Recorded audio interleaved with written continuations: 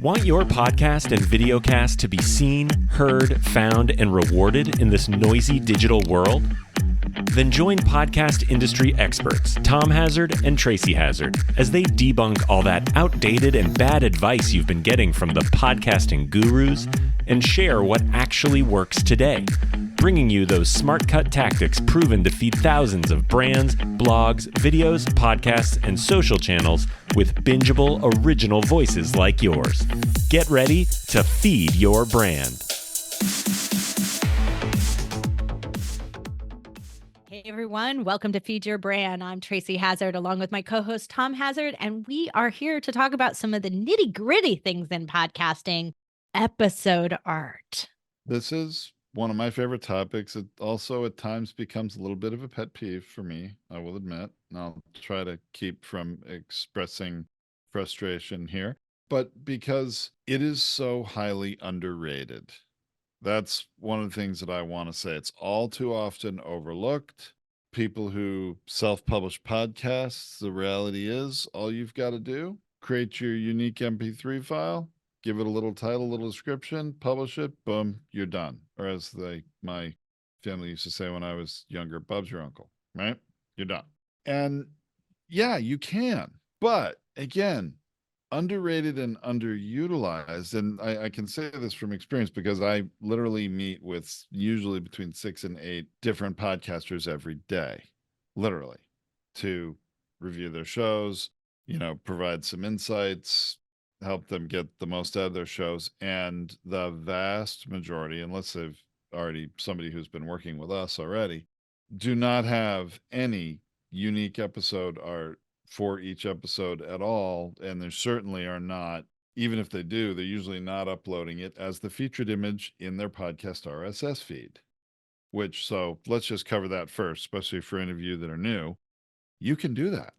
You can post a unique image for every episode, and that goes in the RSS feed, and it's used in the vast majority of listening apps as the artwork for that episode. Except Apple. Which is ironic because Apple invented the industry. They are still where the majority of podcast plays are coming through for most podcasters. Okay. We find typical show between 50 and 90% of their plays are coming from an Apple listening app and an Apple device. So why does Apple not do it? I don't know. I mean, and I've actually spoken with Apple executives and they say, yeah, I know. We're not doing that. We should be doing it. And I'm like, well, what the heck's the matter with you? Okay. So note to Apple, get your button gear. Okay. It's powerful. And so here's the thing. I want to explain the difference between some of the arts. Okay. We call the cover of your show, the icon that is your show is called cover art. Okay. Cover art. It's the cover of the album. It's the cover of the show. It's that. Cover art is the default. So in other words, if you don't put anything in episode art in the single episode and give it its unique image, that would be episode art, right? And it's a square, mind you, it's still a square. Same specifications as cover art for the square image. It's just a unique one for the episode. That's right. And if you don't put one there, it's going to automatically load in your cover art into that position. So it's not like you're going to have nothing there. It will by default come to your cover art. And then we have one more thing that a lot of people put blogs on their websites for their episodes. And so almost every blog has a header image. Okay. And so it's not always, but it is usually a panoramic, a landscape size, right? A horizontal view image that is the top of a blog. And so that's also another image that you might have. You call it the blog image or the blog header, right? But very often a lot of people will also add, information about their podcast in there, and they make that an additional episode art, but it's the episode art landscape, if you want to call it that. And so thinking about, there might be these 3 types of things. Now, most people also use that header image, especially one that's stylized, happens to have the title of the episode, maybe an episode number in it if you're still doing that. They also become YouTube thumbnails. And that is YouTube video thumbnails, not a YouTube short thumbnail, a YouTube video thumbnail. So the panoramic, the landscape view is important. The aspect ratio of that is important for YouTube. So very often we use the same thumbnail we use on YouTube is also used on our blogs. And Very to common. add to that point, Tracy, which is an excellent one, very often the square episode art, the square version of the landscape image, essentially, right, that you're talking about, is also used on most websites for the featured image for the blog, so that when there is a blog feed or a blog roll or a carousel of featured images of blogs, whatever you might have on your website, it uses the square to, display info about that blog rather than the full wide, landscape image, right? Right. And so often what we're seeing is that you're making them for YouTube, you're making them for your blog, and you're not using them in the RSS feed. And that's what we wanted to really hit on today and really talk about. We're talking about taking those square featured images that have to do with the episode content, that are reinforcing what this episode is about, using that in the RSS feed and inserting it in the episode image space and making sure that you're using it, because it has a power to the viewer, to the reader, to the listener. And here's where I want you to think this through. If I find your podcast and I'm looking through and scanning your episodes, and there's an episode image on the side of that that is reinforcing something in my head about the power of it. Maybe it's the color of it. Maybe it's bright red and it says mistakes people make with a webinar. That's the topic of your episode. And the image is red. I go, ooh, I'm going right there. Mistakes. That's what I don't want to do, right? That's a don't. I want to go to the don'ts, right? So you can reinforce the title and the image to make people take action. And that's the power of your feed. And let's talk about why that happens just for a moment here, because this is important. In case you don't know, all of you listeners out there, and this is scientifically tested and proven. This is not according to Tom Hazard, and I will try to find a reference and add it to the blog post for this episode because I know I've read it a few different times. People's brains process images or graphics faster in their brain. They interpret it and process it faster than they read words, and their brains interpret what those words really mean. People gravitate to visual images faster, process them faster, it attracts them to something faster. So if you've got just the same image, your show cover art, in every episode, you're making people read through all your titles to decide what episodes they may want to listen to next. And can't even tell you how many people don't even read titles, quite honestly. I mean, that's a whole nother subject because we do believe in engaging titles. There are a lot of shows that title things very poorly. I see people use only their guest name as their title. That doesn't tell me anything about what you're talking about. Just tell me who's there on the show with you. So my point, and not to go down too deep a rabbit hole on titles, but the images are so important. They can reinforce the power of what you're talking about. You can make it so that they're not all the same, right? You can not overbrand it. And we're a big fan of the titles being on there, but it's a short title. It's like the catchphrase, if you want to think of it, like the keyword in an SEO standpoint, a search engine optimization, right? So I might have webinar mistakes might be on that example that I just gave, but that's it. That's the same title that's going to go on my YouTube thumbnail because YouTube doesn't want you to have a big long title on it either. It likes webinar mistakes, right? And we might make that color stand out amongst the other ones. That's great. Most people will go for the easy branding, the exact simple, the same exact template. And that's almost no better than using your cover art. There are exceptions to that. And that is when your guests are kind of unknowns and putting their image there isn't going to help you. If they are known, like we have a client who has famous football player, former football player, who's a quarterback, who people recognize his face. Putting him on that episode image will stop people in their tracks because they will recognize his face before they'll see the words, before they'll see his name. And if they're a fan, they're clicking on that episode. So it can really have a power to creating stickiness for the episodes that you're creating. So thinking that through. Now, if you cannot take the extra time to make everything original, You could change the colors out. You could create a differentiator between if I have guest episodes and I have topic episodes. You could make sure that the topic ones have words and maybe the episode with interviews have pictures, have a picture of the guest. So at least someone knows when they're going through the feed, these are interviews and these are topics. These are, that is helpful in navigating through your feed. So there's some other reasons for it in terms of clickability, readability, navigation, where you can help people find what they're looking for faster in your feed. And that's critically important as well. It is critically important. I want to talk a moment about the guest images, headshots, okay? Because, you made a very good point. There are good reasons why, in certain contexts, you may very well want to use it, and that will help attract people to, try it out. It will foster click engagement, really only if they're very well known, at least nationally, or if you have a very niche audience easily recognized in your niche, that would also apply. Okay. So, but we also have podcasters we work with who, have been doing it the same way for years, since before they knew us, and we've given them the good reasons why, and they say, okay, Tom, thanks, I appreciate knowing that.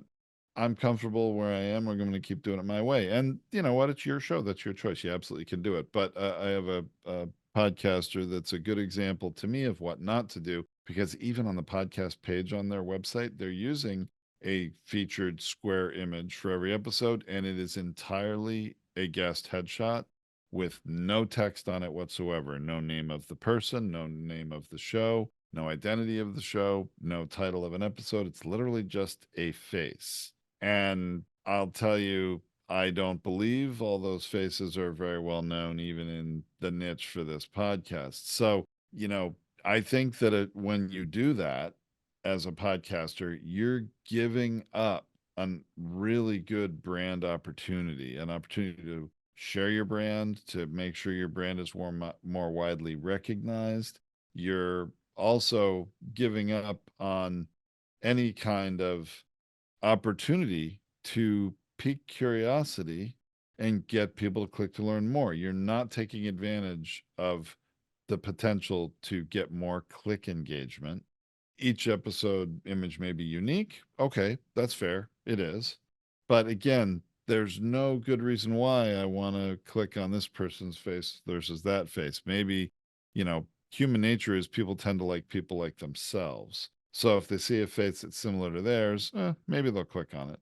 But I guarantee you, if they see an image that is truly relevant to the topic that's discussed in that episode, or the good reason why I, as a listener, want to click it because I'm going to learn something, or there's going to be some amazing story about this, whatever it is, that's what we're talking about here, is your opportunity that you have to do this. And it's free, other than your time to create the image.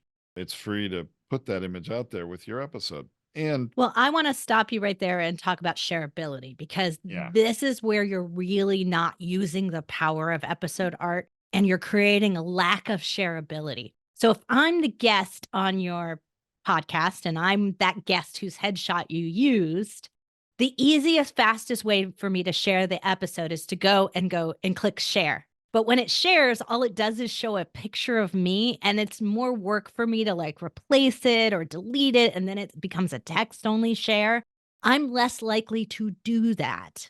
And so you're not getting your guest to do some of the heavy lifting on the sharing part, and you want them to do that. But I'm not going to share it if it's just my picture, because my picture's already on the profile of my social media. So why would I do that again? The second thing is if you're continually sharing your cover art again and again and again, and you're not sharing episode art, then your readers and your people going through your feed, your followers on social media, are not seeing, they think you're promoting, because remember, they're very quickly looking at the visual image. They think you're promoting the same thing again. Even if there's a slight difference, like if there's still some branding elements, like if I'm promoting my show, The Binge Factor, and I'm going to flip it around. So see the red and blue and white, and I'm promoting it, and it has red and blue and white ingredient branding or stylistic branding in my episode art, but the image in the middle is different, then they know, oh, she's sharing something about her show, because we already know about her show, but wow, I should stop and pay attention to what she's sharing, right? That's what we want to have happen, is that there's just enough of that visual difference where our eye goes, up, brain, stop, take a look and see what's going on here.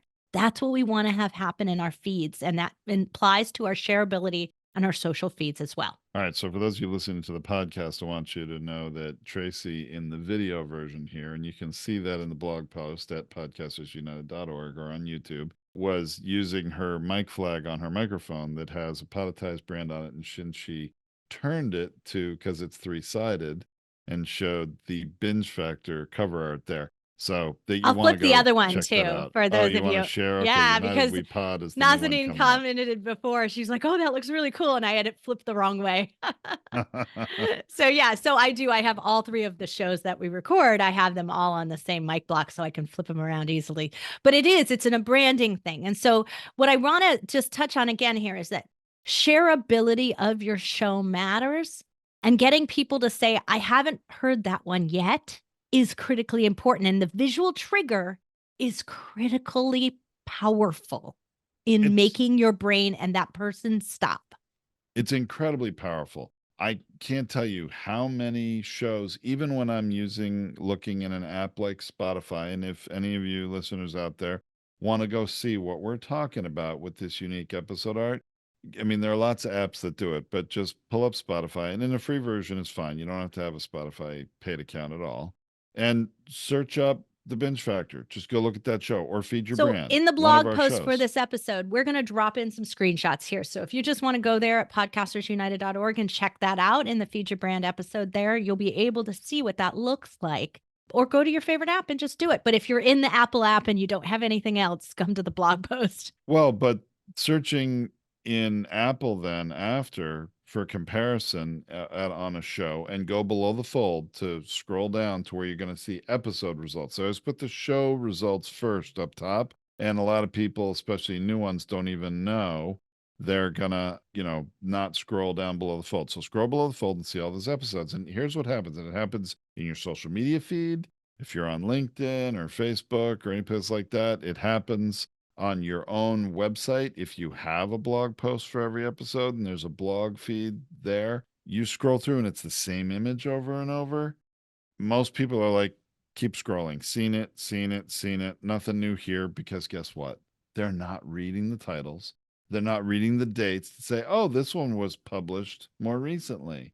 The image makes the difference. It is a game changer for getting people's attention, piquing curiosity, and building anticipation for people to click to learn more. That, they say that the cliche that exists, and we've all heard it, a picture's worth 1,000 words. That cliche came about for a reason. Once photography started to happen, and they probably even said it with painted pictures before photography, but a image communicates so much, and our brains engage with them faster. That, if you take nothing else away from this episode, please take that away.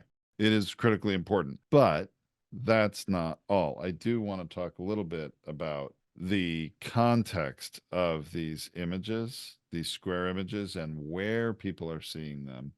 Right. And one of the Because that is places that important. I agree with you, and one of the places that is really powerful is your car. How many of Yes. you listen to podcasts in your car? Me. Yep. And Tom, we typically run the podcast off my phone in the car, and I run an Android. And so you get the episode art imagery there. It shows up. When you play it from the Apple device, you don't. You just get the show. And when it goes from episode to episode, sometimes you don't realize that you're in a different episode because you're in the car. You really Apple, can't. are you listening? Please be listening. Can you fix this, please? This is Yes. ridiculous. Okay. I know, but because you can't really read the title, you just can't do it while you're driving, right? So the episode art image, you're on a new episode. It's a good brain trigger to let you know a new episode started and what it's about, and then you're good to go, right? And you get engaged in. It's a great way for that to happen in that listening in the car model. But there are other places that you're going to be in context of places where this is going to be shared. And that's what we want you to remember, is that not only is it viewed this way within the app, so it's viewed in search. Okay. So there's a search within the app. when you say I'm looking for, go back to my example of webinar tips, right? How do I create the best webinar? Webinar tips might be what I type into the search engine. It's going to give me shows and it's going to give me episodes. And I have the ability to search through either. And when I see the same image that's above in the shows, and I didn't pick that show for a reason, and all I do is see it again down there, you don't have a second chance at capturing me. If I skipped your show up at the top because your cover art or the name of your show or whatever it was didn't do it for me, there's no way I'm going to click again in the bottom part in the episode. But if your episode art is different, there's a chance that I might click it and give your show a chance, even though I wrote it off above. What else? That's What so are the true. other contextual ways? So what I want to, when you have decided that you're going to, when you haven't before, create unique artwork for every episode, or if you've already been doing it and you just want to up your game and make them the best they can be, then you need to consider a few things. Scale is one of the biggest things you have to consider. Please go test, search in several different places, like Tracy was talking about, your favorite listening app you use, try some other listening apps, go look on social media. You could do it on your computer if you want to do that, but do it on your phone, especially, because what I want you to see is how stinking small these images are displayed in many contexts, right? They're like a half an inch. And this is also true, and I've talked about this in other episodes, and I conduct webinars with podcasters regularly, and I talk about context of your cover art, because a lot of people make the same mistakes with their show cover art. But what I want to talk about is text. Hey, I understand branding guidelines. You have a brand book, you have, your format that your brand strategist tells you, oh, your brand needs to be shown this way everywhere. Okay, I understand that. But again, look at the context, because if you got this really beautifully, incredibly thin font, you better make sure you can read that when the entire image is 3/4 of an inch square on your phone. And it might even be smaller than that in some apps. Right. And so this is, scale. Scale And matters. scale of text, scale of, whatever logo, pieces you might have, scale of whatever image you're using. We talked about headshots, or we talked about using other images, whether original images or stock images, or, whatever image you might, make sure you have the rights to use, and then put it in as an ingredient in your episode artwork. You want to make sure, even if people won't necessarily understand everything about why you chose it or exactly what it is, if it doesn't pique curiosity, it's like, I'm not exactly sure what that means, but that's pretty cool. I want to learn more. Click, boom, you won. Right. And so when you're thinking about episode art, there are two things that you have to think about. One is that how it looks in small and in the feed, as Tom's pointing out here, but also how it looks in it when it's shared. So if I clicked that and I shared your show and I share that episode image, is it giving me enough information about the show? Is it letting me know that it's a podcast? Is it doing things differently in that model? It's okay if those things are tiny in the app, because I know I'm on a podcast. I know I'm on the Binge Factor. I know I'm on the show, right? I know this is Feed Your Brand already. So if that is like too tiny to read, that's okay, because then when it's shared and it's on Instagram and it's a much bigger square, it's filling up half my phone, I can now see the Feed Your Brand ingredient in the corner. That's a good thing there. So it's okay to make it too small in one aspect where it doesn't matter, and another to make it bigger where it is. But here's the other thing. Numbers. Don't put numbers on these things. I mean, I wish you all would stop numbering your episodes. That's a whole nother podcast. But don't put your numbers on these things. It's actually a total waste of time, because what happens when you delete an episode, when something changes? Are you going to fix all your graphics? What happens when you have a teaser episode and in the system, your numbers are actually off? And so I say I'm on number 101, but it's really number 102. And because of the order of things and the way that it happened, and my teaser episode became number 1 instead of 0, like it just messes everybody's brains up, and there's a cognitive dissonance with that. So just don't do that. Don't bother. It's a waste of space. But putting your ingredient of your show so that when you share it out on social media, when it's automatically shared from somewhere, someone in some of the apps, Good Pods does this. I can share from Good Pods and say, share this particular episode, and it will share that episode art. And so it's now sharing out something, and I want the show brand to be in there somewhere, but keep it small. You can make it like a watermark. You can make it ghosted in the corner. Like, you don't have to use the actual whole square. You can just use the words feed your brand or whatever the words of your show are. Stop putting your image there. That's another thing. If you are doing a share of your guest, stop repeating your image there. You're the host of the show. It's unimportant in the scope of things, or you're the one who's sharing it out on social. It's already your feed. Like, you don't need to have the repetitive things that are not selling that episode for you. And then be thinking about, when it's shared on social media, what's the essential thing for them to know so they can find it. That's it. That's all they need, is to know where to find it. Everything else they'll find if they're interested. If it was shared out in a valuable way, I'm going to go look for it. But if the only thing I have to remember is the name of the episode and the show it was on, done. It's easier. And the same thing happens when you share a blog post for your episode on social media, and you actually share the URL for that blog post. And this is even true if it's a summary show notes post, although we don't recommend doing that. If you listen to this podcast long enough, you know that. We recommend a very comprehensive blog post for a lot of good reasons. But let's just say it's a typical short show notes blog post. And again, you have a header image and a featured image. You share that blog post on social in any way, the social media channel scrapes the blog for that featured image and displays the image. So you're not just posting text out there of the name of your show and a link. You put a link in, you make a post, it pulls up the image from your blog and displays it as the main visual part of the post. And then when people click it on social media, guess where it takes them? Back to the blog on your website, which is an excellent way to share your post. But again, you get a bunch of those posts in your feed over time. People scroll through your feed. If all those images are the same, people just keep scrolling. Endless scroll. Seen it. They won't click. Right. So there's so many powerful reasons to do it. So here's my basic recap of the elements that you want. First off, it needs to be 3,000 by 3,000. So you keep it as high resolution and as powerful as it. That will be useful everywhere. But save it efficiently. I'd like to interject. Just Yes, save it efficiently. Keep the file size low because you don't want it to bloat your podcast RSS feed. You can have 3,000 by 3,000 images that are really efficient, half a megabyte or so, sometimes even less.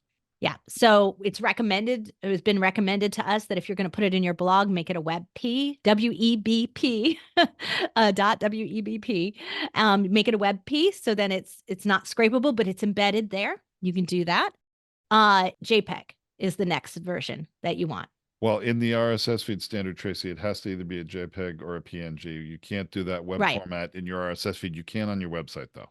Right. So if you're going to only want to save one format and you don't want to do that at work, my recommendation to you is a JPEG.